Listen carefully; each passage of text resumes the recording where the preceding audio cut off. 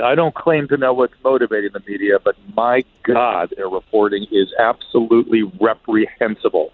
They should be ashamed of themselves. They are creating a panic that is far worse than the viral outbreak.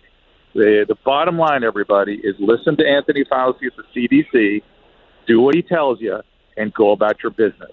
That's the story. There's not one doctor I've spoken to that disagrees with me. Not one. I ran into an agreement with Dr. Oz last night. He was saying the same thing. We're all telling you the same thing. Stop listening to journalists. They don't know what they're talking about.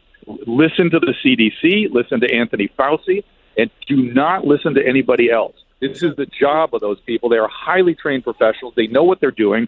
Just follow their direction. You know, I saw CNN reporters this morning talking to an infectious disease doctor from Vanderbilt, a very fine infectious disease doctor, but I wanted to scream at him, tell these people to stop. Tell the press to stop.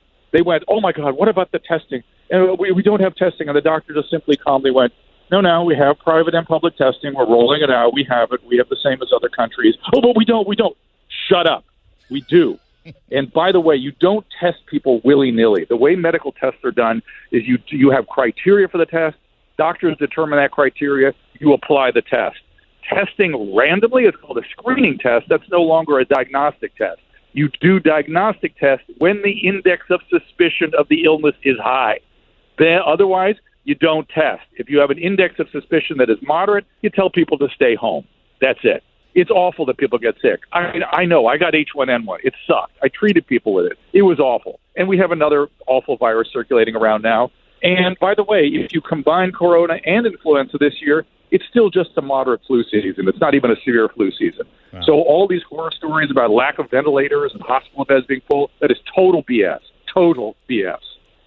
Do not be alarmed by the word pandemic, which the CNN reporters seem to have discovered this morning.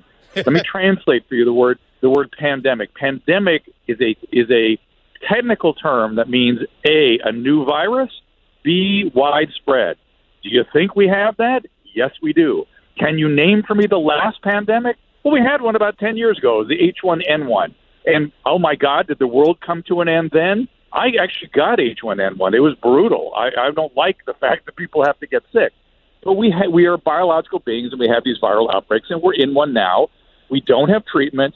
We don't have vaccines yet, though we will. In the meantime, we have containment, and contain it we will, period.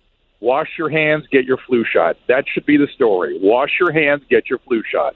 Every sentence should end with that, because you are orders of magnitude more likely to die of the flu than the coronavirus. We have 18,000 dead from the flu, 280,000 hospitalized so far in this country.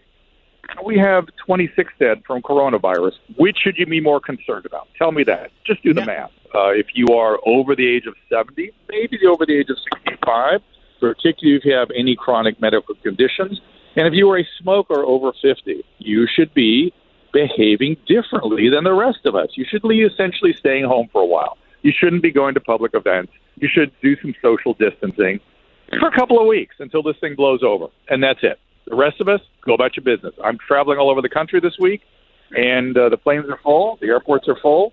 People are wearing masks foolishly. Why is anybody listening to anybody else? This is a medical problem.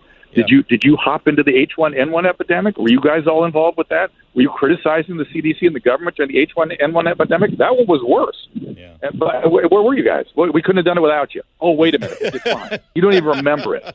Listen, the story should be the World Health Organization and the CDC and the equivalent agencies in the various countries across the world should be taking a bow. We should be tipping our hat to them for doing an extraordinary job. We have a new illness. We identified it. We know the epidemiology. We created a test for it.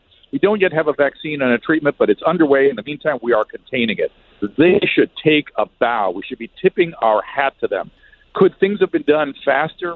Always. Always. That's the way medicine is. We contemplate. We think. We try to do no harm before we jump in.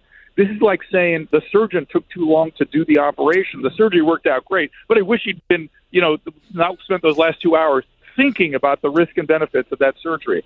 This is insanity. This is a level of insanity that has me angry. That's not the medical profession is fine with it. We're a little bit faster would have been good. A little more private sector involvement would have been good. Yeah, in a few weeks, this is going to phase out. Is that just because there is a flu season and you expect the COVID-19 to sort of follow the same timeline as your typical flu season? I don't expect it. I guarantee it. Viruses have a life. They come on, they grow, they plateau, and they go away. There's a time course to the life cycle of every influenza, every viral outbreak. And we are in the uptick right now. We are about to hit the plateau. We will contain, and then it will start to die out. It hates heat, it hates humidity, and it will go away. If this gets into the homeless population, well, if the government would like to spend some of that $8 billion, why don't they go and take care of the most vulnerable population we have in the country, which are people who are immunocompromised, living in concentrated environments, not vaccinated, with no sanitation. We have 60,000 of them in Los Angeles. If this gets into that population, I will sing a different tune. But, Dr. Drew, I just saw the governor of California take to his Twitter feed and give everyone instructions about how to properly wash their hands. That should solve the problem there in the homeless population, right? Oh, yeah, that'll be the end of it. We got no problem.